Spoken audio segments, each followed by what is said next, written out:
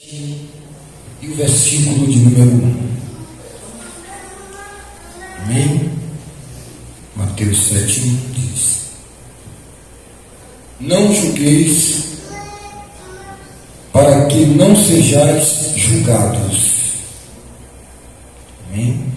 Não julgueis, para que não sejais julgados. Versículo 2: Pois com a mesma medida com que você julga, você será julgado.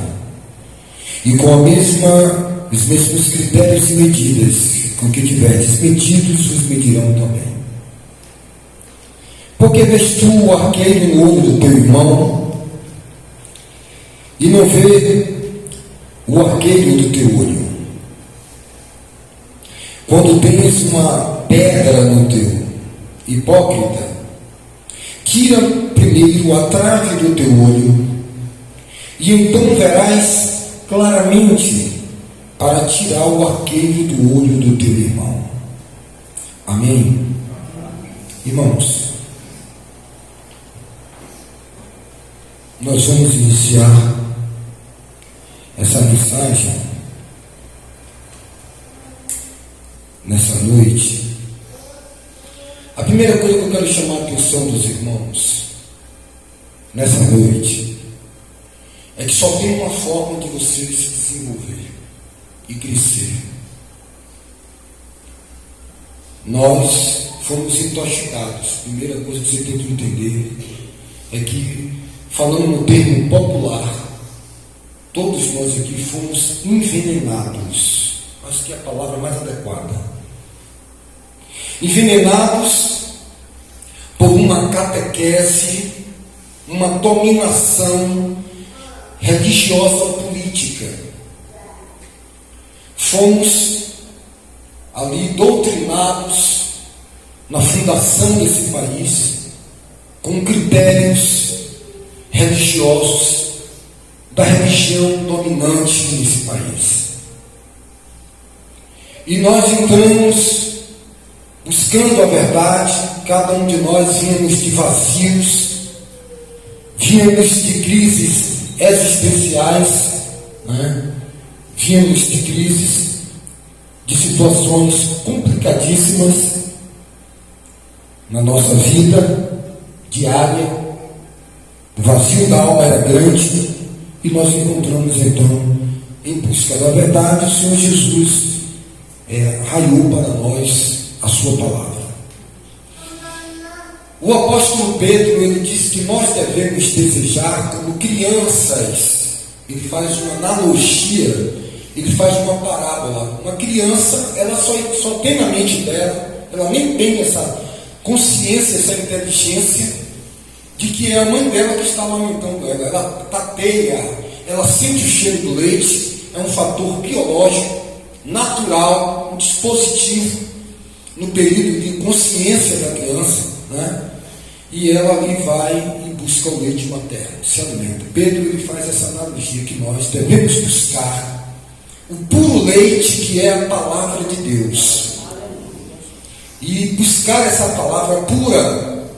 Não é uma palavra contaminada. O apóstolo João, ele diz que muitos querem vos enganar no espírito do anticristo, mas que nós tínhamos a unção, ou seja, o Espírito de Deus.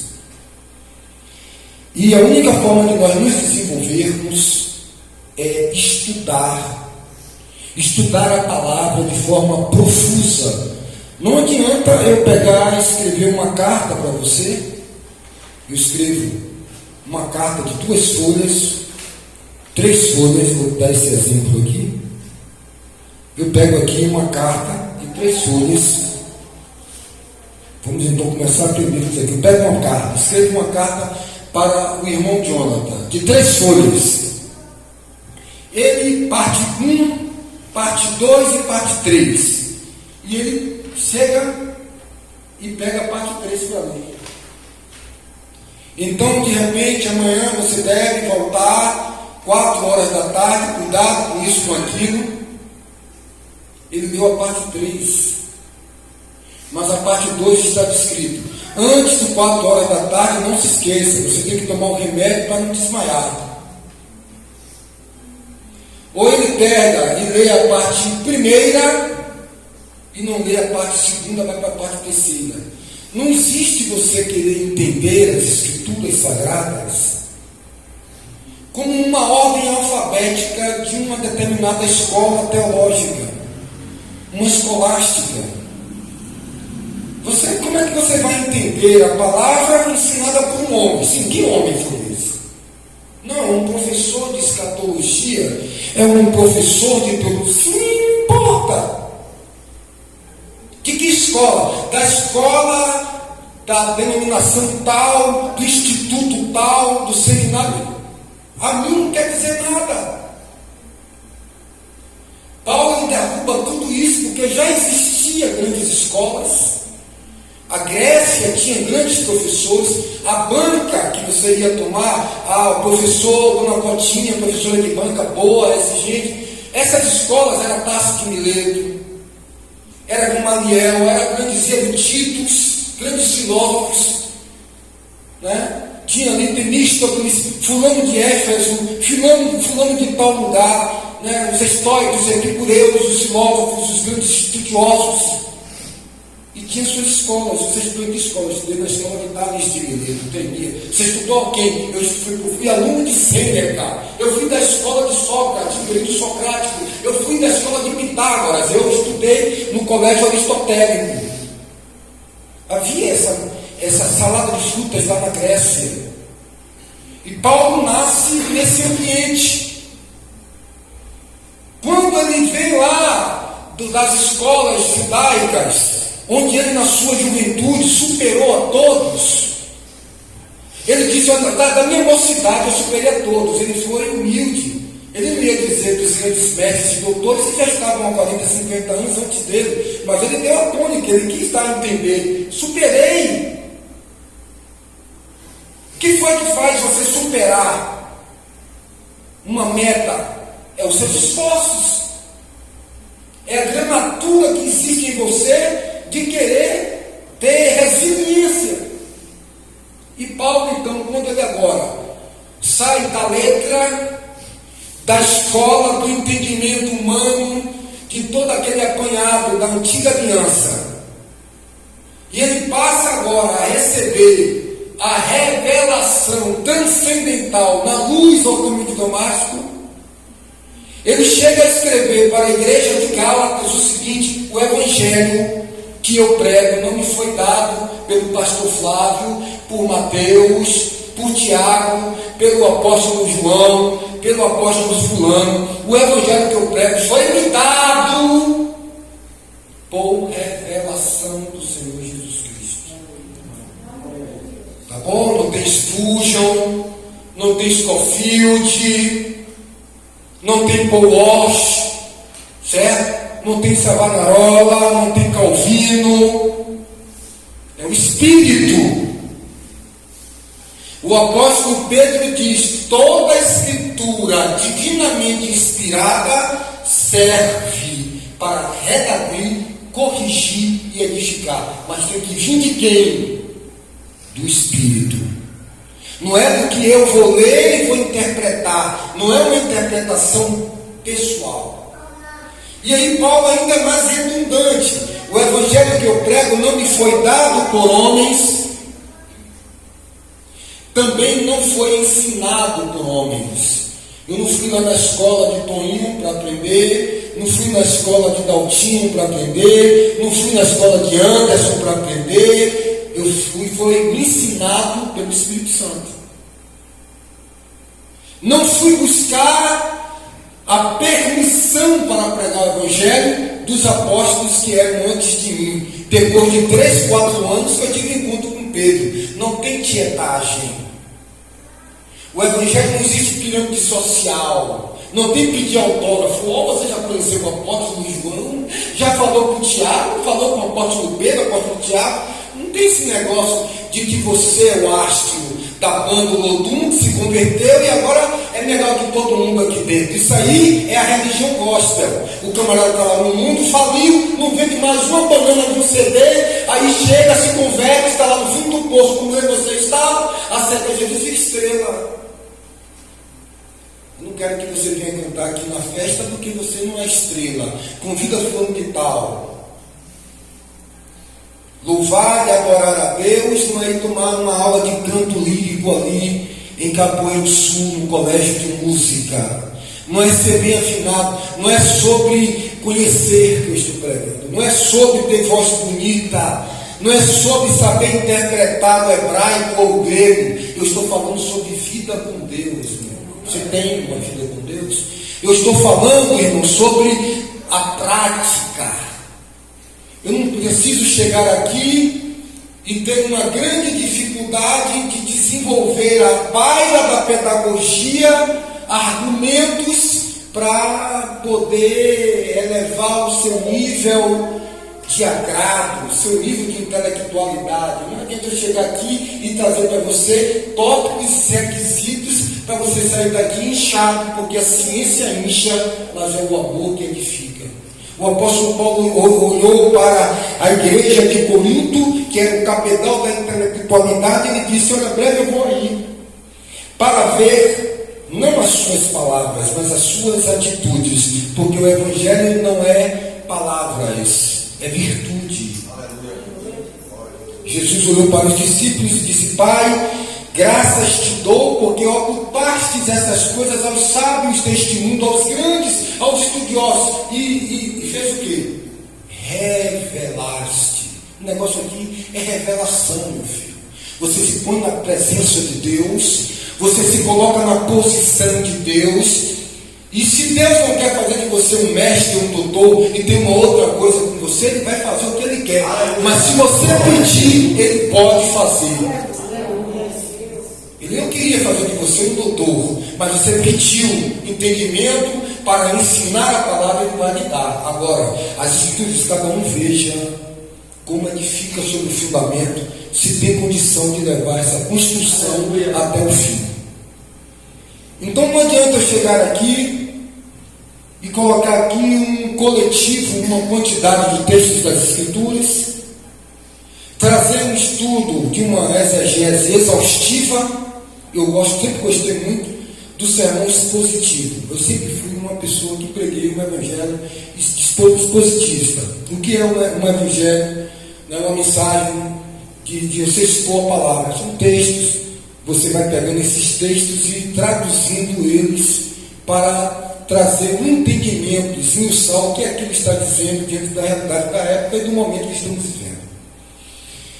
Temos que fazer uma leitura dessa atualidade. E qual é a leitura? A internet, a ascensão da comunicação, a ascensão do conhecimento. Eu tenho falado muito aqui e tenho dito que a explosão da comunicação, né, que é feita a leitura pela rapidez do 1G, 2G, 4G, 5G, já tem 6G, a resposta de um download, de um cruzamento de informação é calculado em nanosegundos de um local para o outro, e essa rapidez e essa soma muito grande de cruzamento de informações faz com que o homem sofra da síndrome do pensamento acelerado. Isso já é debatido, discutido e estudado pelos psicanalistas e psicólogos e estudiosos da área da neurociência, dos problemas mentais da mente, problema da mente humana e do comportamento humano. A ascensão da internet e a exposição da vida particular nas redes sociais, como Facebook, Instagram e redes que comportam vídeo como TikTok, Kawaii e outras redes sociais, como o próprio WhatsApp, você tem a condição de que em 1 minuto, você tem uma ideia, acontece um acontecimento, pega uma denúncia e alguém filmou ali em Feira de Santana, e ali eu peguei esse vídeo, alguém pega esse vídeo e coloca num grupo que tem 2.000 pessoas no grupo. 1.000 pessoas no grupo. E nessas 1000 pessoas, cada uma dessas 1000 pessoas também tem outros grupos que tem mais 1000. E aí compartilha. Então, em 1 minuto, é 1 milhão de pessoas. 1000 vezes 1000. E aí, em cada grupo, mais 1000, 1 milhão vezes 1 milhão, vai para 1 bilhão. Aí vai para miríades, e quando você menos espera, alguém desapaga. A primeira pessoa que enviou o vídeo apagou, mas aí agora é um rastilho de pólvora. Praticamente é impossível fazer com que esse vídeo apague da internet. Pode apagar aqui na cidade, mas ele já está correndo em várias outras cidades. É praticamente impossível. Meus amados, e com essa ascensão, com a questão do Big Brother, do panótico de Michel Foucault, que já são outros estudos que estão aí nos canais, a gente tem aqui sempre pegado o fio da meada, então não é bom se perder um estudo, porque realmente a gente vai pegando um fio para outro fio para ter entendimento. Nós vamos puxando essa construção espiritual do entendimento das Escrituras. E aí o que é que acontece com esse grande Big Brother? É que todo mundo toma parte da vida de todo mundo. A vida do outro passou a ser um objetivo. Onde foi que Adalto estava no final do ano? O que foi que pastor Antônio comeu domingo? Ele tirou uma foto e postou. Comeu lasanha domingo, hein? Hein? O frango à parmegiana. Na terça feijoada, não é legal? Na quarta foi granulu. Estou dando aqui um exemplo. Aí vai também outras coisas. Fulano casou, foto, redes sociais. A vida e o objetivo dos dominadores é que todos tenham olhares para todos. Um viva em função do outro. Essa também é a visão do Evangelho. Mas o diabo perverte essa visão. Viver em função do outro para o edificado, para viver em comunhão, né? Para viver em mutualidades. Não sai da sua boca de uma palavra torta, mas que sirva para mútua edificação. A igreja, o corpo, juntos, medula, osso, cresce conforme a vontade de Deus. Essa é a coinonia, é o viver da igreja, verdadeira, sincera, no amor, na verdade. Mas o mundo, o diabo, o inimigo tenta imitar, fazendo com que você tome parte da vida do outro. E aí, esse vício de querer saber o que o outro está passando. E aí, você soube, fulano cometeu uma gafe, o vídeo está aqui, pega-se pela metade, edita-se vídeos, e aí você passa a ser uma pessoa. Aí é que vamos entrar agora. Parece algo muito simples, né? Você já está tão acostumado com isso que parece que você está todo no inferno. A pessoa que está não sabe que está destruído espiritualmente. Não tem vida com Deus, e nem tem céus, e nem salvação, porque não está no Evangelho. Quem assim vive. Agora nós passamos a ser falsas testemunhas, a propagar o que não vimos e a propagar uma mentira que foi montagem, que foi editada, que foi arquitetada para destruir uma vida.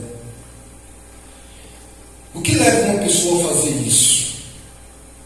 O que leva uma pessoa a viver em função da outra para destruí-la, para julgá-la? Então nós entramos aqui a partir desse estudo. A maturidade lança fora o julgamento. Uma pessoa madura não julga ninguém, porque já foi julgado muito.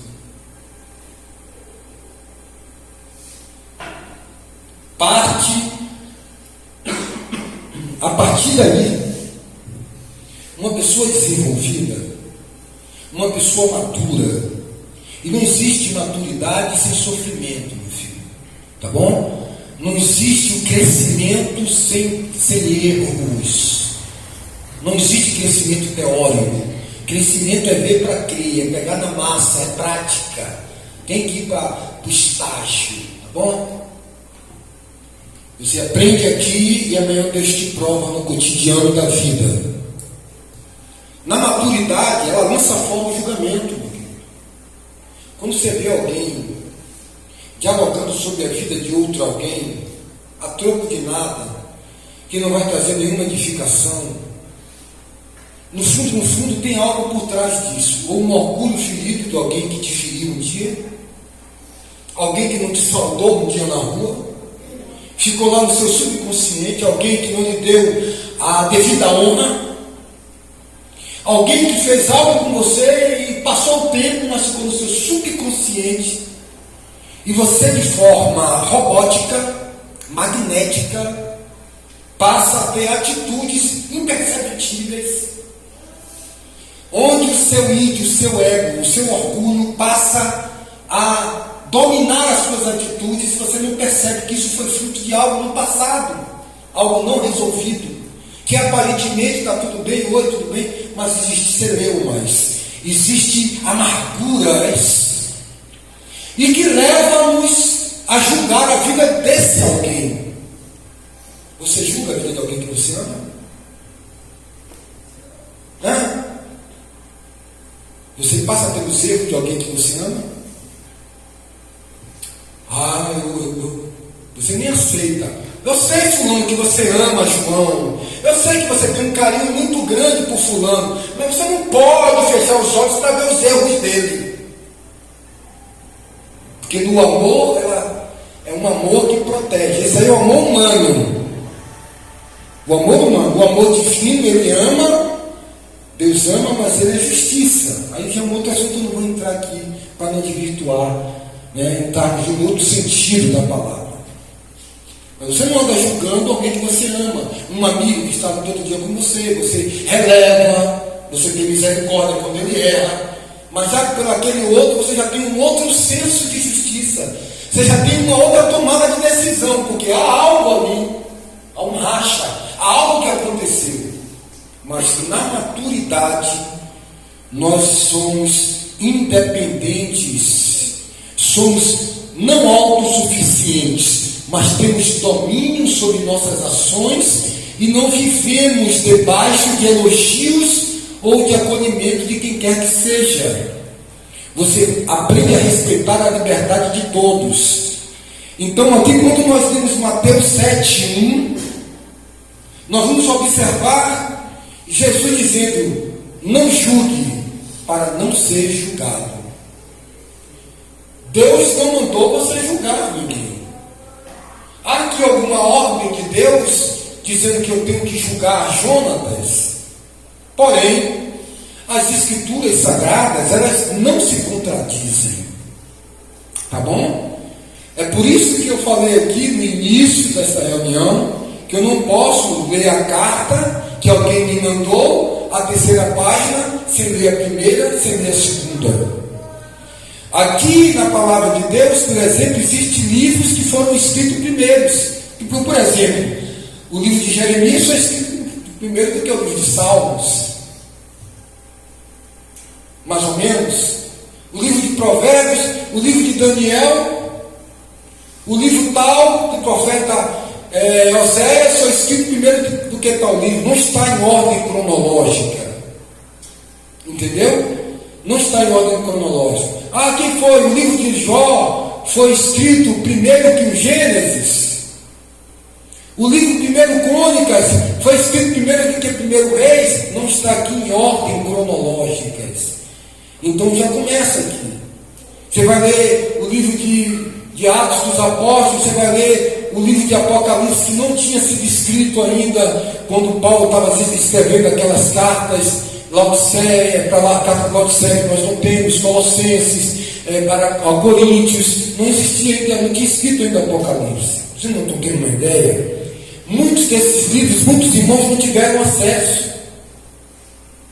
Talvez Paulo não teve acesso ao Evangelho de Mateus, de Marcos. Aí é que temos que entender sobre a revelação do Espírito, que deu essas palavras a Paulo e não se contradiz. Então, quando as Escrituras dizem não julgue, que tipo de julgamento é esse?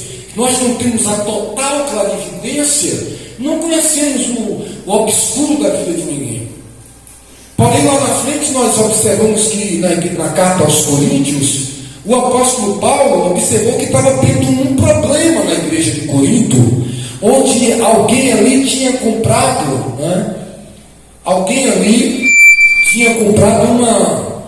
um terreno, uma herança de alguém, um problema, e procuraram Jesus primeiro, para julgar. Depois tem o caso de Paulo, lá em Corinto, sobre um grande pecado que estava tendo ali dentro da igreja de Corinto. Primeiro procuraram Jesus para Jesus julgar uma causa. Jesus disse: eu não sou colocado como juiz.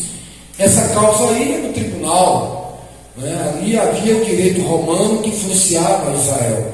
Quem me chamou? Isso aí vai gerar contenda. Então, ali havia um julgamento físico. Jesus sabiamente se desviou daquilo. E lá Paulo, sobre um problema que houve entre dois irmãos dentro da igreja, Paulo chega e diz: o que está acontecendo aqui?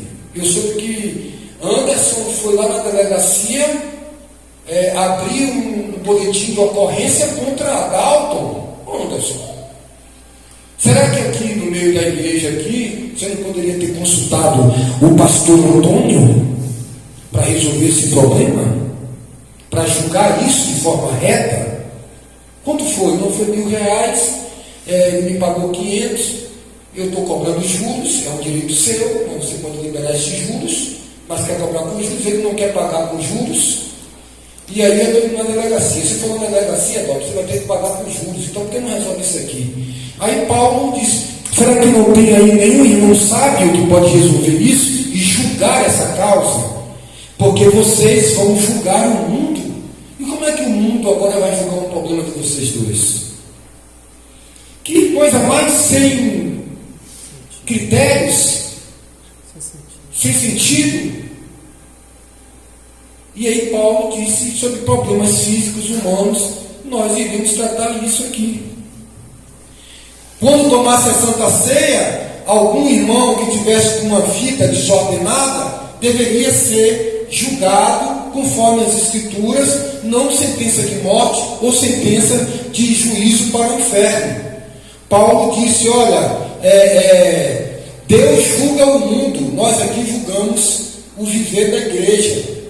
Alguém que está, que não é casado, está na congregação de fornicação, problema de fornicação, aí queria participar da ceia. Aí Paulo disse: se você se julgasse, não precisaria que os anciões da igreja julgassem você.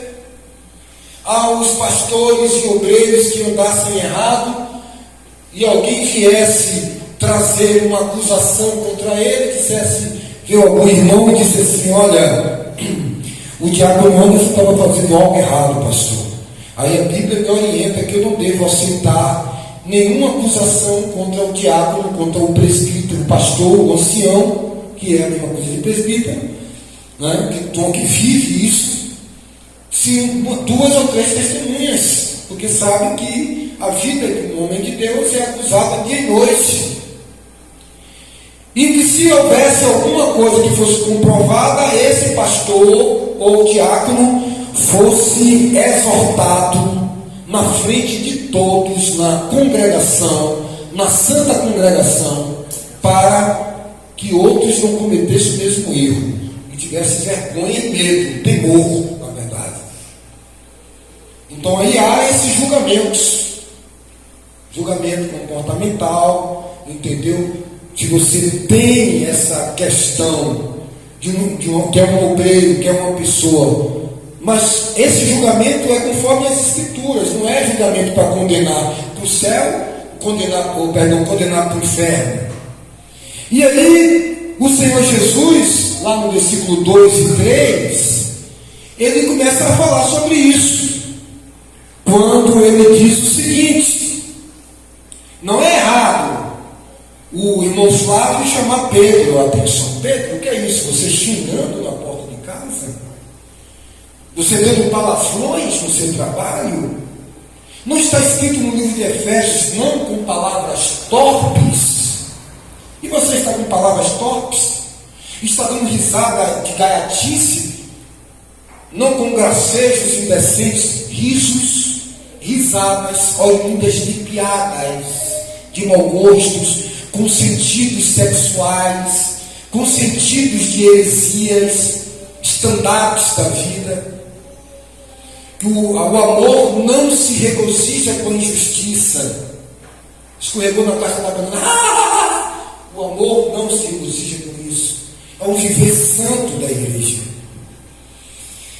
E aí o Senhor Jesus, ele não está reclamando de Flávio, que está chamando Pedro a atenção. Porque também você vê a importância de nós conhecermos a palavra de Deus em 3D. Nós temos a possibilidade de conhecer a palavra de Deus em 3D. 3D, em 4 lados. Eu não posso entender, irmão Carlos Jackson, Mateus 7:1, se eu não leio, porque isso, se eu explicar para os irmãos, 10 dedos, ó, um encaixa com o outro. Ó, a palavra, eu tenho lá um motor de um carro, e eu tiro a vela do carro, eu ligo o carro não pega. O princípio da heresia é pregar a palavra toda e colocar um veneno no meio. Heresias dissimuladamente encobertas. 1 Pedro capítulo 2, farão de vós comércio. Houve falsos obreiros, falsos mestres, falsos profetas, e nos últimos dias existirão, que enganarão e arrastarão multidões com heresias dissimuladas, um pão recheado de veneno para matar rato. Farão de vós comércio e o caminho da verdade será blasfemado. Ah, pastor ladrão, eu quero saber de uma raça dessa. Isso é um ladrão, e aí todos são ladrões. O caminho da verdade é blasfemado, porque eles usam o evangelho com segundas intenções. Então, meus amados irmãos, nós não podemos entender um texto, lendo a terceira carta, sem eu entender a primeira. O nome disso é hermenêutica. A calça de Jonathan, camisa azul, a calça, sapato, quando eu quero dizer a calça de Jonathan, a camisa de Jonathan é azul, a calça é preta, o sapato é marrom. É corrigir as palavras. A hermenêutica estuda a interpretatividade da palavra. Não gosto muito disso, mas é um nome dado às coisas do Espírito. O intérprete da palavra é o Espírito. Palavras espirituais com palavras espirituais. 1 Coríntios capítulo 2, 10, 11, 12, 13. 1 e 2 Pedro, que a palavra não é de pessoal interpretação. Não, aqui é a teologia de Calvino, porque João Calvino disse sobre que você tem direito de escolha, livre-arbítrio. É uma tradução, uma interpretação da teologia presbiteriana, uma interpretatividade pessoal. A palavra de Deus não é de interpretação pessoal, de vanglória. Então, para mim poder entender, aqui está lá escrito em Mateus, não julgueis. Então eu chego aqui e chamo Pedro a atenção. Jesus não condenou aqueles irmãos que estão chamando Pedro a atenção. Porque lá no livro de Hebreus está escrito: exortai-vos uns aos outros. Pelo tempo que se chama hoje. 7:1 fala sobre julgar. Mas no versículo 2 fala sobre exortar alguém que está no erro. E o escritor de Hebreus diz que essa era uma prática da igreja. E essa prática, amados irmãos, foram tomando outros formatos. Dentro da religião, chegou-se a ideia de dizer: não, só quem pode exortar a igreja é o pastor Antônio. O senhor é pastor para exortar? diáconozinho, ainda usa assim. O senhor é um diácono e está exaltado. O senhor agora é pastor, né? E foi criando-se esta questão folclórica, uma lenda de interpretação da religião. Daqueles que não querem ser. Oh, meu irmão, todo dia eu estou dizendo aqui, irmão, eu como seu irmão em Cristo, eu cometer uma gafe por ingenuidade, por uma coisa que eu não percebi. Você pode chegar de forma educada, ó, pastor, naquele dia eu vi o senhor fazendo isso não é certo. Eu fiz, foi. Meu irmão, muito obrigado e tal. Por que eu vou agradecer? Porque eu sou humilde. E Deus dá graça a quem? A humilde, meu irmão. O soberbo, você me respeite, viu?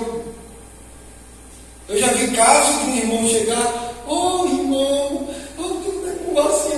irmão não, viu? Reverendo Antônio, lava a boca para falar comigo. Só faltou dizer assim. Pastor, já passou por isso, diácono? Aqui, diácono Adalto já passou por isso. Pastor, olhe, me respeite, pastor. Agora quando vai falar, você viu Jesus ontem? Vai orar, Jesus te abençoe. Não.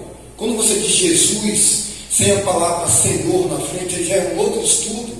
Você está falando do Jesus homem humano, não do Jesus glorificado. Todo joelho se dobrará e toda língua confessará que Jesus é o Senhor. Quando eu vou até Ele, eu tenho que ir não ao Jesus humano, Senhor Jesus. Tá certo? Senhor Jesus, que Paulo fala Jesus homem, Jesus sem exaltação, sem glorificação. Outra coisa é quando eu já estou na nova aliança, Jesus ressuscitou, então eu estou tratando de Jesus, o mediador. Aí é o Jesus homem, que foi seu mediador, que morreu, foi imolado, cordeiro. Mas quando eu vou tratar de coisa espiritual, o Senhor Jesus, ele glorificado, exaltado e à destra de Deus Pai. Então, em Hebreus está dizendo: exortai-vos uns aos outros pelo tempo que se chama hoje, para que ninguém se endureça com o engano do pecado. Olha, irmão, está errado. Agora, como é que Paulo fala em Gálatas capítulo 6, versículo 1? Cada um veja como exorta. Porque tem aquele orgulhoso, ele quer se sublevar. Ele quer estar acima de você, ele quer estar em uma posição superior. Ele usa até a sua queda, o seu pecado, para se superiorizar. Meu irmão, está repreendido, rapaz. Você, diácono, fazendo isso. Toma vergonha na cara, rapaz. Você é homem de Deus. Pensa que eu não vi quando aquela mulher passou e você ficou olhando para trás, rapaz. Está repreendido em nome de Jesus. E você criou uma contenda. Você não ganhou o seu irmão. Lá em Mateus, Jesus disse: se alguém vê o seu irmão errar, vá até ele e exorte a ele com mansidão. Se você é sábio, você vai convencer pelo Espírito Santo e mostrar dentro das Escrituras que ele está errado. E esse poder de persuasão espiritual que é na sua vida vai ganhar um irmão para Cristo. Agora, na carne, qualquer padreco, qualquer pregador fuleiro que tem aí hoje, cheio de profeta, sem vergonha, certo? Deus dá uma palavra, eu tenho um dom de Deus me usa em uma profecia, eu estou aqui sentado, a profecia é para Anderson. Eu aí dou 3 pulos, eu quero mostrar para todo mundo: ei, eu vou lá, vou profetizar, ei, homem! Tem idiotice pentecostal, rapaz. Deus não faz isso nunca. Deus não envergonha, nem para exortar, e nem vai até a pessoa. Uma coisa é para a igreja, uma coisa é universal, geral, outra coisa é diretiva. Eu vou até ele: olha, irmão, se diz o Senhor para ti. Numa reunião espiritual ali, como estava ali as profetisas, filha de Ágabo, alguém pegou um cinto, era uma palavra profética, e ia servir para a edificação de todos, de um acontecimento que ia acontecer com Paulo. Mas mesmo assim, Paulo foi advertido para preparar o seu espírito. Ele desistiu, ele usou aquela palavra para a autopiedade. Se a gente não a interpretatividade pelo espírito da palavra é que vai ficar flutuando a baila das concepções religiosas e teológicas das denominações. Então, Paulo fala em Gálatas 6:1, quando exortar, exorte com mansidão. Olha, irmão, não faça isso, cuidado, vigia, porque isso é uma tentação, o inimigo está perseguindo, né, com mansidão, com espírito de temor, tendo cuidado para que você que está exortando sobre determinado assunto não cometa o mesmo, porque ao chegar aqui e dizer, cuidado com o adultério, homem, quando eu virar aqui eu já tenho 10 demônios para me adulterar, porque o homem é tentado pelo que ele prega, entendeu? Então, púlpito, pregação não foi para meninos, tá certo? Não foi para crianças, não foi para brincadeiras gospel. Isso Deus deixou para homens idôneos. Deus disse a Timóteo, imita a fé dos espirituais. Não foi feito, não é algo bonito que eu vejo e eu quero ser. Não, quem deseja psicopata, essa mente de coisa deseja, mas sejam provados. Mas não é a prova de homens, é provado na maturidade, na vivência da palavra, no frutificar das coisas do reino. Aleluia. Aí Jesus ele não está reclamando de alguém que está tentando ajudar o outro, ele está dizendo, antes de você ajudar a Pedro, Flávia, veja como está a sua vida.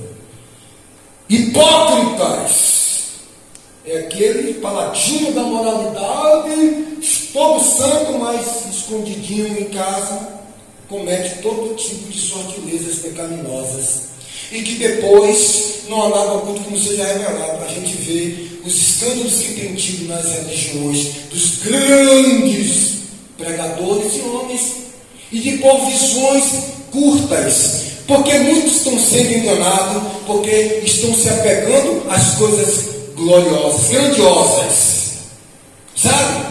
É tipo assim, o camarada vai para um palácio, vai para a Disneylândia, e de repente ele descobre que no fundo da casa dele tem um quintal com uma gangorra, e ele foi lá ontem quando voltou da Disneylândia, e depois que ele saiu de lá ele disse, rapaz, nunca me diverti tanto. Foi tão para as montanhas, para a montanha Rússia, montanha russa, foi para aquele balneário e tal, e às vezes ali no pé de jaca ali da Rocinha de São João. Foi um dia mais feliz. Estamos focando nas coisas grandes, quando Jesus não tinha aparência nem nada que desejássemos. Que ele sempre disse, pequeno rebanho, tudo dele é sempre pequeno, multidão, cuidado com a multidão, cuidado com a quantidade, mas nós queremos outros caminhos, queremos vaticinar a nossa vida pelas coisas grandes delas, e Deus está querendo nos dar uma visão do que é realmente belo, agradável, que é a vontade de Deus. Então Paulo ele começa a mostrar essa questão do julgamento. Então Jesus diz, tira primeiro, meu filho, a pedra desse tamanho que está no teu olho, para depois tirar o cisco do olho do teu irmão, porque aquele homem que estava com uma pedra grande nele, foi exortar o outro irmão, não com o intuito de ajudá-lo, porque se ele quisesse realmente ajudar, ele precisava estar na posição de uma pessoa santa. Vocês estão entendendo? O Espírito não opera na mentira. Para mim poder ajudar a Pedro, eu primeiro preciso viver o que eu vou ensinar. Se eu vou pregar amor, eu tenho que amar. Se eu vou pregar o perdão, eu tenho que ter perdoado muita gente que está aqui de trás de mim, no meu passado. Para mim está anunciando erros, todos teremos em Provérbios aqui, aos sinceros. Sincero não é o que erra. Fulano não é o que não erra, que a pessoa não errou é sincero. Não, sincero é aquele que reconhece o erro. Não é o inerrável. Fulano é irrepreensível, é inerrável, não erra nunca. Meu irmão, o homem de Deus não é o que não erra. O homem de Deus é que tem humildade de dizer, de cair na real. Diz que o filho pródigo disse que caiu em si. Eu caí em si. Eu tenho uma pregação aí de 10 anos atrás, sobre cair em si. Uma hora eu vou ventilar para colocar no canal, para cada comentário no YouTube. 2 caíram em si, Pedro caiu em si, traiu o Senhor da glória. O filho pródigo comendo bolinha de comida de porco, meu Deus, tanto empregado de meu pai que tem uma condição, e eu aqui, de príncipe, filho de papai, caiu em si. Se não cair em si, se a sua ficha não cair, tu vai ser, sabe, um pedaço de barro a vida toda. Um sal insípido, sem autoridade, pisado por todos os homens. É a ciência da palavra na prática que nos salvará. É preciso ter vontade, meu amigo, que não é ter conhecimento, decoreba, não. Ter versículos corrigidos em ordem alfabética no coração da mente, não. É um capial, vida simples, mas vivenciando os valores do reino, da vida prática com Deus. Abra em Romanos 14, 13.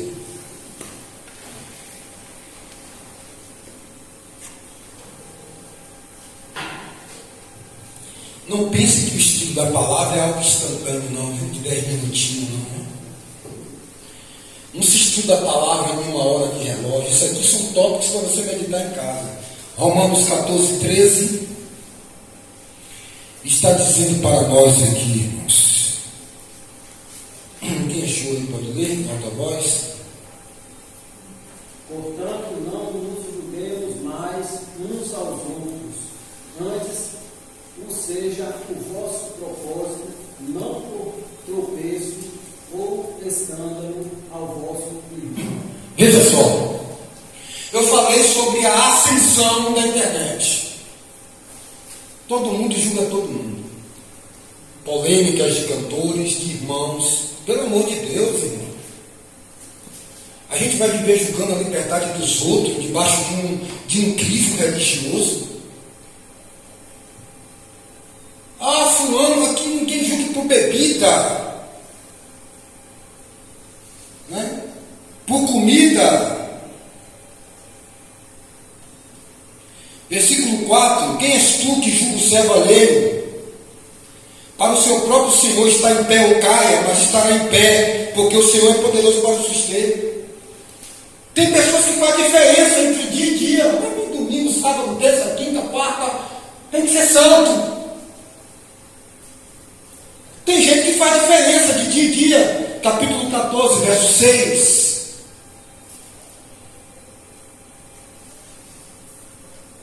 E quem come para o Senhor come, porque dá graças a Deus.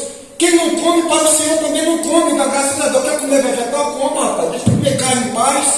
Não, comer carne é pecado. Só come alface com brócolis de couve. E aí, o que é que tem isso? Deus mandou Noé comer carne, rapaz. Agora, Paulo chegou numa comunidade de irmãos que era vegano, vegetariano. Põe aí, respeite. Comer vegetal vai levar alguém para o céu? Comer carne vai levar alguém para o céu? Mas aí tem um clima religioso, seria o fulano. Está aí o cantor bebendo, e o fulano fala: ih, cantor, comer isso aí com Deus, rapaz.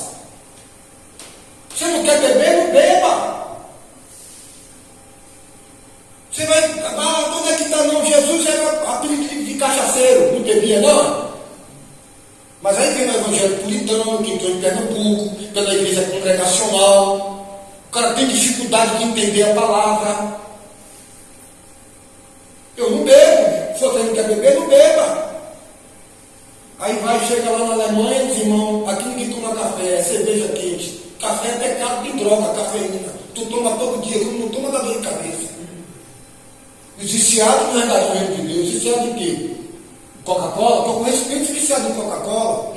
Já falamos sobre esses assuntos, mas aí estava havendo julgamento, um julgando o outro, um julgando o outro. Questões humanas, física, que não leva ninguém a nada, e eu vou mostrar aqui. E Paulo já estava saturado disso, dessa infantilidade dentro das Escrituras. Aí ele diz: porque se vivemos para o Senhor, vivemos, se morremos para o Senhor, morremos. Quer pouco, pois vivamos ou morramos, somos do Senhor. Foi para isso que Cristo morreu e ressuscitou. Agora veja só: não nos julguemos mais uns aos outros. Tomai o propósito de não pôr destropeço ou escândalo ao vosso irmão. Pronto. Paulo está dizendo, se eu chegar num lugar e eu ver que os irmãos não bebem vinho, nem comem carne, eu também não vou comer. Porque isso, eu não posso me policiar para evitar um escândalo aqui com os irmãos. Não beberei carne, não comerei carne, não beberei vinho e nem farei nenhuma outra coisa que fizer meu irmão se escandalizar. Julgamento. Paulo fala na igreja de Gálatas que tinha crente que entrava lá, estava entre os irmãos na cidade de Gálatas, fazendo os irmãos virar judeu, fazendo as pessoas sacrificar de novo, viver na antiga aliança. Paulo disse, esse aí é o outro evangelho do diabo, anátema, maldito, porque estavam usando a própria palavra para oprimir, no brigo com o diabo. O inimigo conhece as escrituras e usa as escrituras para oprimir, deprimir, reprimir. Oprime, deprime e reprime. Usando a palavra, não está escrito? Tem só mais pé de pão, está escrito. Se joga daqui embaixo que dará aos seus anjos, sempre pervertendo a palavra. Não vá nessa. Jesus interpretou, disse, mas está escrito, não tentarás o Senhor teu Deus. Uma palavra não invalida a outra. É por isso que a mãe das heresias são tirar textos. Eu pregar um texto sem entender o contexto. Aí eu leio a carta, parte 3, sem entender o que está na parte 1 na 2. Então eu preciso entender, isso aqui é uma estrutura. Tudo que Jesus praticou foi um projeto da antiga aliança. Quando ele consumou tudo, estava escrito, faltava só cumprir o que foi escrito pelo profeta. Pediu água, deu fel, ele pediu, cumpriu tudo, ele disse, pronto, fez tudo que foi dito a meu respeito, se cumpriu, está consumado, pronto. Ninguém vai dizer, mas era aquela profecia que não se cumpriu. Então isso é o corpo da palavra. Não existe você andar de uma perna só que você não é saci pererê. Como tem os lucelitas que pregam a palavra e diz que o Espírito é uma energia. Isso não existe, não há possibilidade nenhuma disso. Então aqui, Paulo, ele chama a atenção da igreja em Romanos, estava tendo esses problemas de um irmão julgar o outro, porque estou julgando você com o meu cargo, você vai para o inferno. Ficava num ambiente sem amor, entendeu? E aí Paulo escreve, vamos ver lá agora em Colossenses, capítulo 2, eu vou pedir para a Jonathan estar com sua Bíblia James King aí, leia nessa tradução aí, que ela é mais tem um português dentro de uma realidade cristocêntrica e neotestamentária. Colossenses capítulo 2. Eu sei qual é a tradução das outras, mas sei também dessa tradução. Capítulo 2, verso 22, por favor. Todas essas regras estão destinadas a desaparecer pelo uso, modismo, coisas de épocas, pois se baseiam em ordenanças e ensinos meramente humanos. Qual é a base desse ensino? Humano. É a base humana que te salva ou é a base da palavra revelada? Agora lê o versículo 16. Algum irmão achou, pode ler. Portanto, ninguém vos julgue pelo comer, ou pelo beber, ou por causa dos dias de festa, ou da lua nova, ou dos sábados. Ninguém, pois, vos julgue por causa de comida. Olha, a maturidade lança fora o julgamento.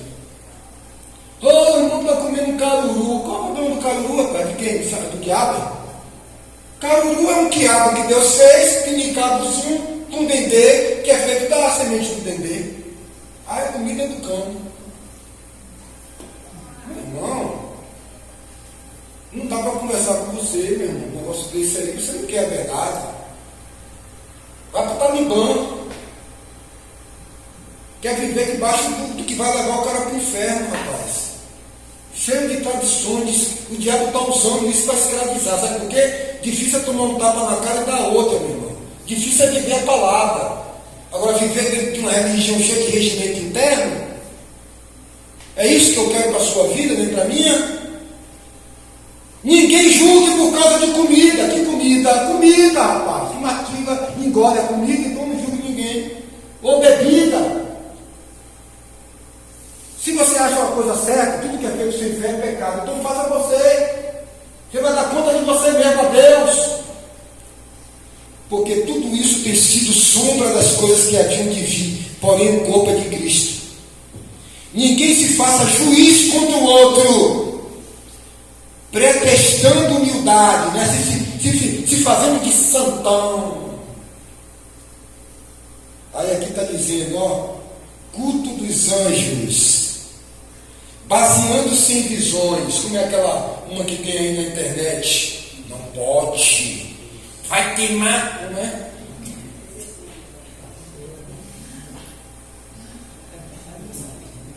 Nadir, vai queimar no fogo do inferno, tirou da onde isso?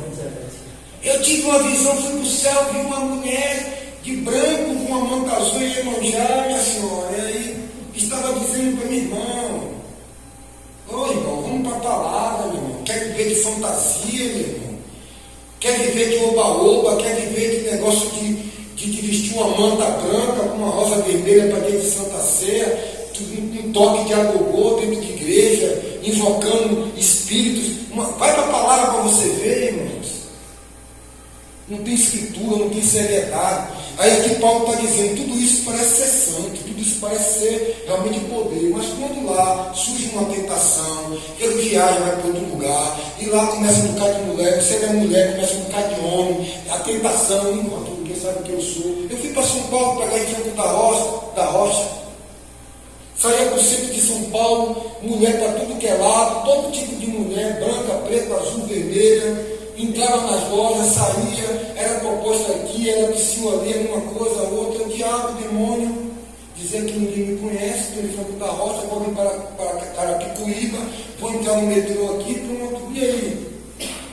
A sua aliança, rapaz, é com Deus, né? Com um anel dentro do dedo. Quando você tira esse anel aqui, esconde e vai ser diabo em qualquer lugar, rapaz. Agora, cuidado com Deus que tem 7 olhos, conhece o bom e o justo. É esse que é o nosso temor. Aí veja aí agora, Tiago capítulo 4, versículo 11.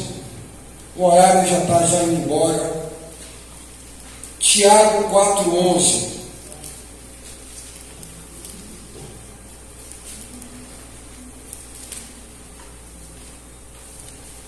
Diz assim para nós.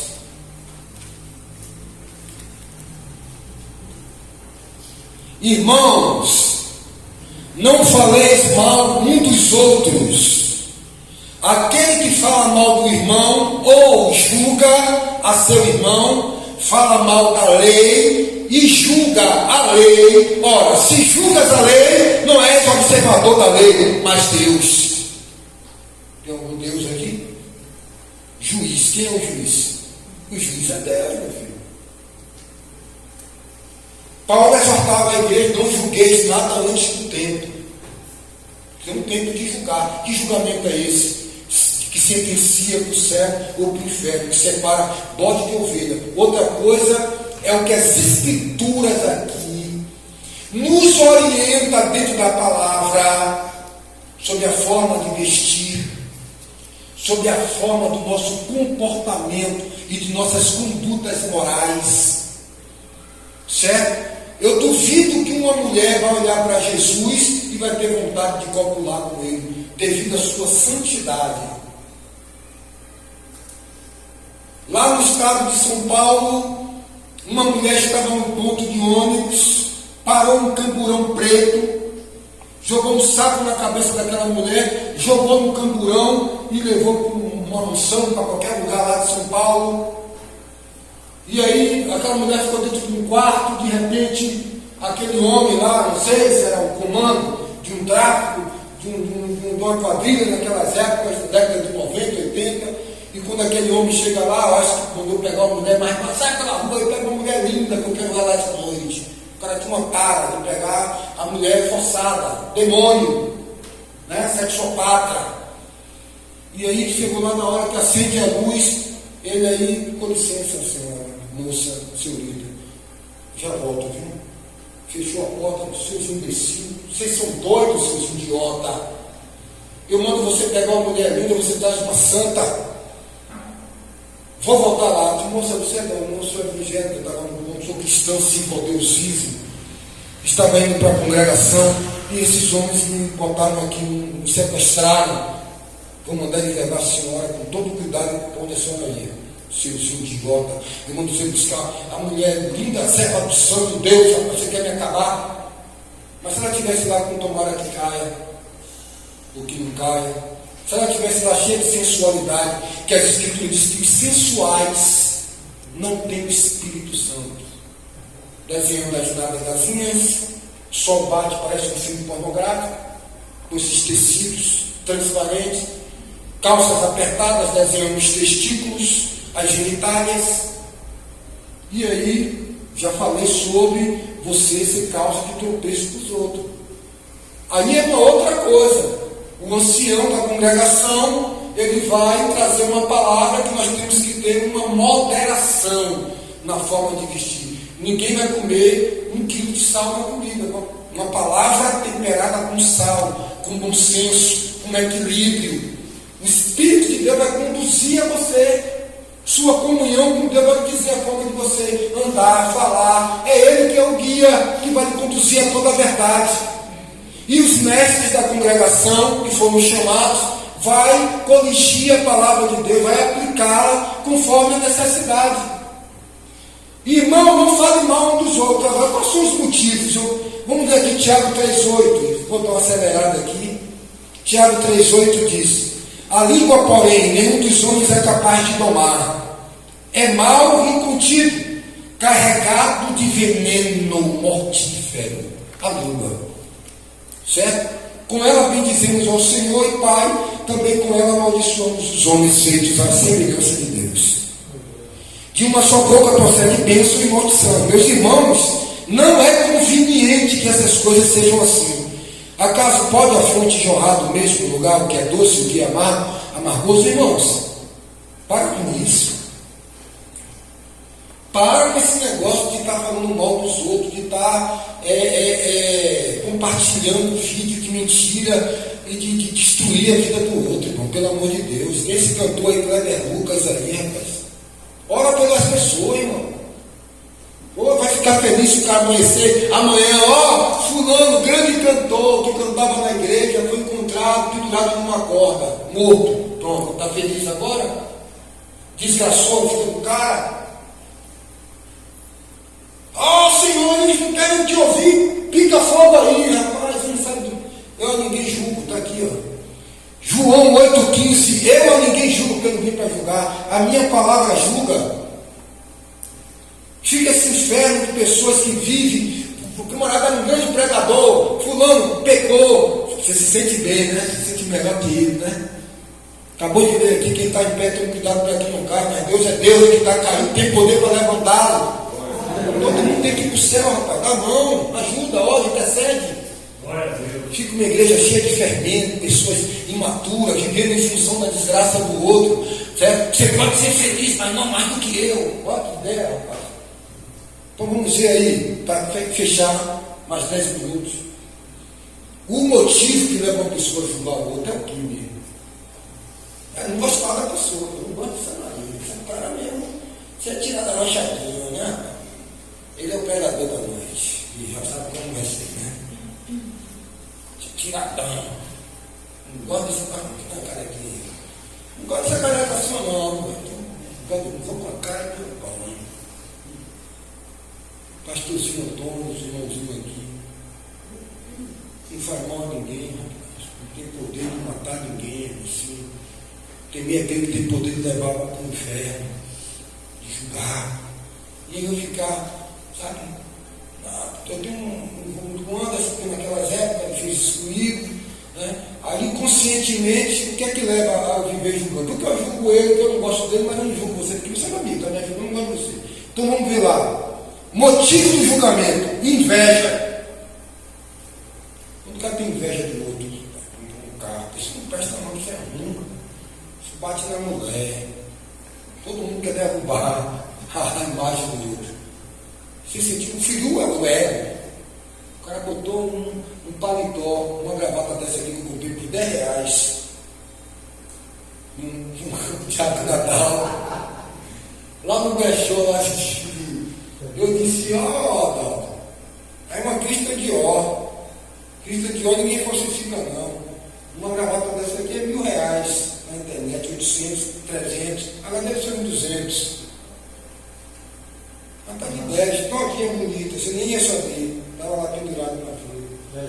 Aí o camarada chega aqui, rapaz, o pastor está usando uma gravata crista de ó, viu?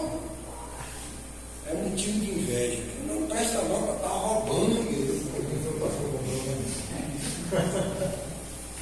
Eu não gosto daquele Tiago, está com uma moto, tem 10 anos de uso, mas o cara não gosta. Tem uma bicicleta dele, aí ele tem uma melhor, de aço de carbono. Aquilo não presta não, aquilo é ignorante. Adilson está tirando onda agora, né?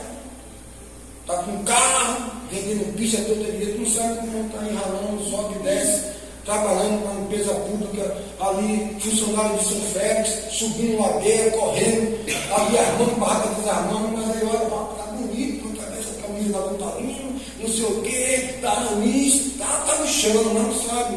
Que o braço da irmã ali, que tá toda queimadinha, que tá na beira do forno ali, vai, todo mundo quer. Mas aí a inveja faz julgar.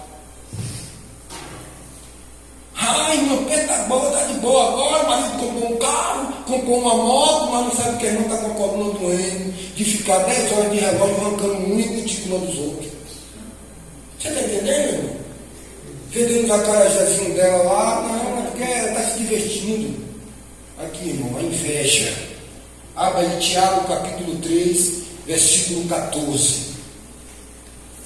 Se pelo contrário tendes em vosso coração inveja, amargura e sentimento faccioso, nem vos glorieis disso, nem minta contra a verdade. Esta não é a sabedoria que desce lá do alto. Essas coisas não vêm do alto, irmão. Antes é terrena, animal e demoníaca.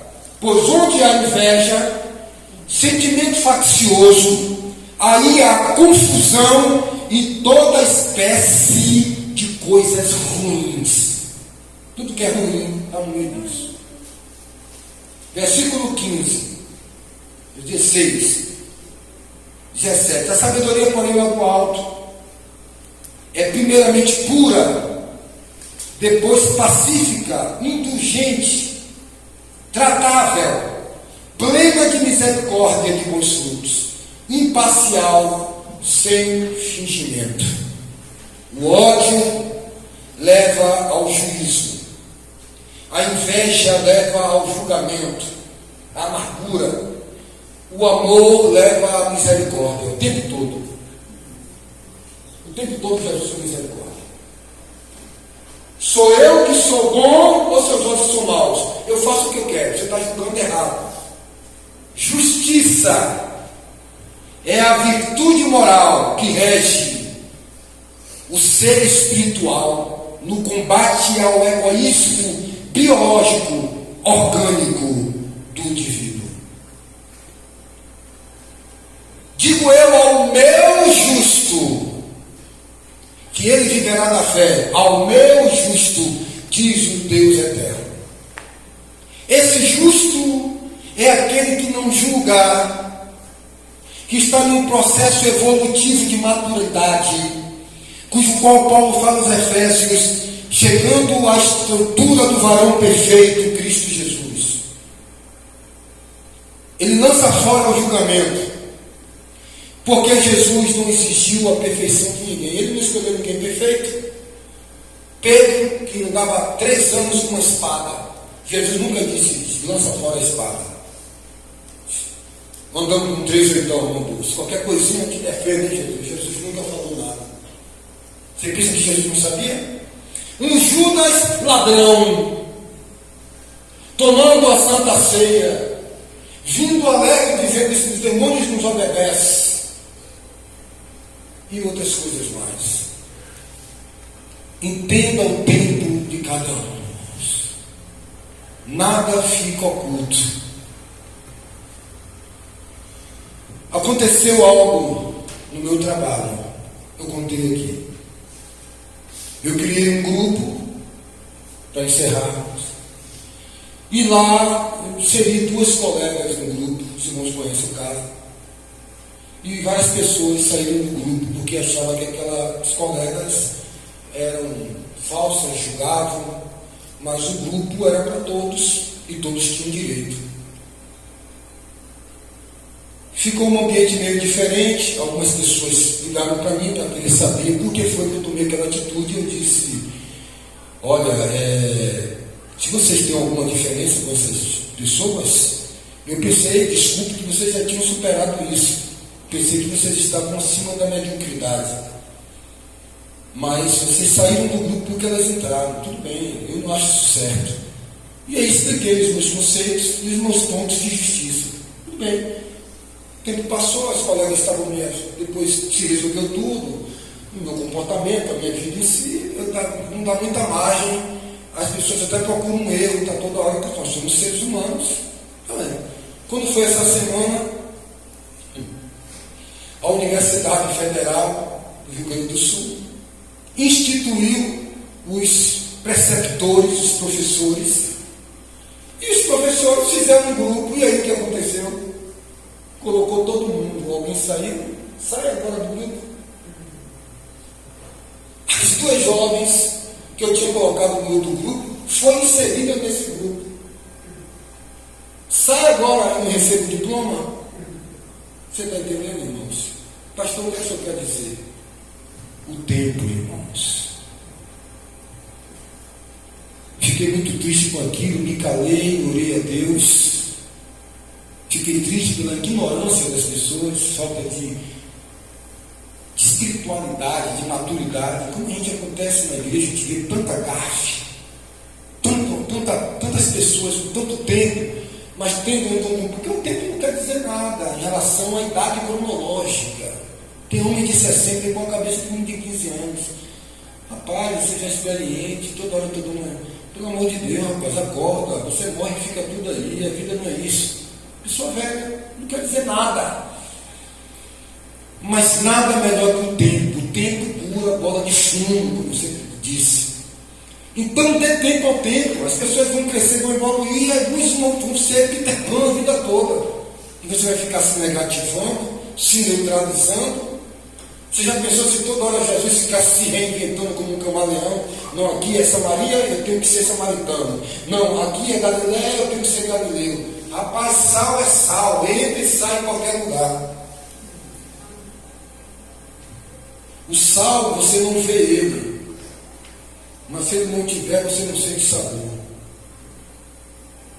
Se não tiver sal, ninguém, como é que você sabe que não tem sal? Ele não tem cor, ele é branco, mas lá ele se dissolve.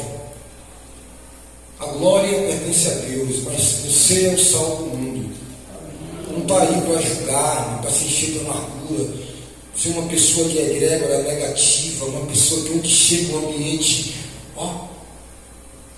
esconde tudo aí, porque chegou, o santo chegou. Jesus estava aqui vendo a gente, conversando com a gente. E o pai, a mãe, os filhos vão para a igreja. Você viu, meu filho? Flamengo 2, Santos 1. Você viu que é maravilha e tal. Meu Deus, a gente vai comer um algodão doce, vai tomar um banho na praia. Que maravilha, né? 50 metros antes da igreja.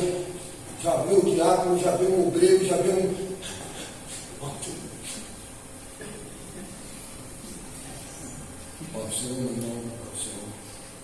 Aleluia, glória a Deus. Amém. Oh, glória. Terminou o culto, 50 metros depois da igreja. Sim, meu filho, então, aí que vai ganhar com o doce. É sua representatividade. É só paladino da moralidade, é só Tiago lá dentro, ó, meu irmão. Conhece nada das escrituras, só é letra, a letra mata, o espírito da vida, não tem o espírito. Você não sabe qual é o espírito que está em mim, rapaz, que é isso, calma, você está querendo. Para encerrar, 1 João, capítulo 2, verso 11, estamos encerrando esse versículo. O nosso irmão Jonathan, o irmão Flávio caiu, e aí precisa fazer um raio-x do joelho. O que é que o raio-x faz? O raio-x mostra o que aconteceu dentro do joelho, onde os meus olhos não podem ver, uma ultrassom. Pois esse versículo aqui, que vou ler agora, é a ultrassom da sua vida. Esse texto vai dizer quem é você agora. Prepare-se para entrar na máquina de ultrassom. Você entrou lá dentro. Aqui está. Aqui está o resultado. Pega o laudo aí, já pegou? Lê.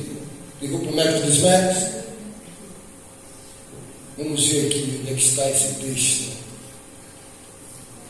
do raio-x da sua vida. Vamos ver aqui. Primeira Epístola de João, capítulo 2, e versículo 11. Doutor, aqui está o resultado do raio-x. Leia aí. Aquele, porém, que odeia seu irmão está nas trevas. Ixi, rapaz, que laudo é esse, doutor? Deus é mais forte. Você está entendendo, doutor, o que está escrito aí? Nas trevas mesmo, doutor. Nas trevas do diabo mesmo, do demônio. Não só está nas trevas, mas anda nas trevas. E não sabe para onde vai. Por quê? Porque as trevas lhe cegaram os olhos. Versículo 10. Aquele que ama seu irmão permanece porque pode sair fora da luz. A escolha é sua. Permanecer aqui na luz da palavra ou sair da luz.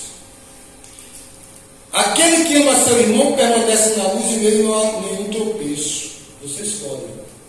Qual eu acho isso? Em outros trechos diz: aquele que diz que ama seu irmão e odeia é um assassino. O negócio é sério, meu irmão. Tem gente que está levando na graça, né? Então vamos. Aquele que diz eu conheço e não guarda os seus mandamentos é mentiroso, nele não está a verdade. Aquele que guarda a sua palavra, nele verdadeiramente tem sido aperfeiçoado o amor de Deus. Obedeceu a palavra, o amor de Deus está se aperfeiçoando, está ficando melhor cada dia mais. Aquele que diz que permanece nele, esse deve andar assim como ele andou, né? Temos comunhão com os outros, o sangue de Jesus nos purifica de todo o pecado. Filhinhos, não amemos de palavra nem de língua, mas de fato e de verdade. Amém? Tínhamos outras coisas. Amém? Mas aqui nós encerramos esse estudo, né? Que Deus em Cristo nos abençoe. Aqui em 1 João capítulo 4, verso 17, fala também para nós o seguinte: no amor não existe medo, nisto é em nós aperfeiçoado o amor, para que no dia do juízo, dia do quê? Do juízo, olha aí, para que no dia do juízo, essa é a crença da igreja, nisto é em nós aperfeiçoado o amor, para que no dia do juízo mantenhamos confiança, aponta para o dia do juízo, toda a igreja. E ter o que? Confiança que damos com o nosso nome escrito no livro da vida. Pois segundo ele é também nós somos neste mundo. No amor não existe medo, antes o perfeito amor lança fora o medo. Ora, o medo produz tormento. Logo aquele que teme não é aperfeiçoado no amor. Não, nós amamos, porque ele nos amou primeiro. Se alguém disser ama a Deus e odeia seu irmão, é mentiroso. Pois aquele que não ama seu irmão, a quem vê, não pode amar a Deus a quem não vê. Ora, temos da parte dele este mandamento, que aquele que ama a Deus, ame também a seu irmão. No amor, meu irmão, está julgando. Por que está julgando? Tu cai também, rapaz. Vai lá dar um estudo, orar, entendeu? Agora o homem tem outras coisas que é para a igreja do Senhor. Há um circunciso depois da primeira, segunda exaltação, deixe lá com Deus vai tratar com ele. Vocês estão entendendo? Então vamos viver uma vida de comunhão com Deus. Cuidado com essas redes sociais, apaga esses vídeos. Sai dessas redes de TikTok, Kawaii. Entendeu? Instagram eu tenho, Facebook eu tenho, eu entro lá, coloco alguma coisa. Você vê minha publicação lá, uma foto, um versículo, um texto. Vou até parar de estar colocando mais. Entendeu? Canal no YouTube, você vê lá a edificação, mas você entra, sempre está lá tendo uma coisa, convidando para o pecado, uma proposta, você tem. Então cuidado com essas coisas, vive no centro da igreja, vive concentrado. Domingo agora é comunhão, Santa Ceia, consagração. Está aí a semana toda os irmãos orando, está na palavra. Ô irmão Né, como é que está, meu irmão? Firme. Ô irmão John, não, meu irmão, você é precioso. Ô irmão John, irmão Tarcísio está aí vendendo gás agora. Ó, passa lá em casa, vou passar a comprar gás em sua mão. Ó meu irmão, como é que está? Ô meu irmão, vai dar nota promissória, ela vende para 30 dias. Vende sim, meu irmão. É isso aí que é igreja, que é corpo. Não é viver uma vida de fachada, de máscara, guerreando. Ô irmão, como é que seu irmão é isso? Como você vê, uma disputa, uma pirâmide social. Irmão comprou um carro, irmão comprou um carro. Que maravilha, irmão. Glória a Deus. Está aí, vai ser útil. Se eu precisar, posso ligar para você, né, meu irmão? Pode sim, meu irmão. Aqui é para o serviço da obra. Deus me deu, Deus, né? Aí o outro já vem com um pão, o outro já vem com um suco. Isso é obra, é igreja. Não é dedo, mas o dedo sem mão vai fazer o quê? O pé sem perna, o braço sem antebraço. Como é? Então somos um corpo. Amém? Deus em Cristo nos abençoe. Desculpe um pouco pelo horário, mas a gente sabe que são tópicos. Você pode pegar esses textos e vai se aprofundar nesses estudos. Amém? Alguma dúvida? Pode perguntar. Amém? Glória a Deus. Oremos.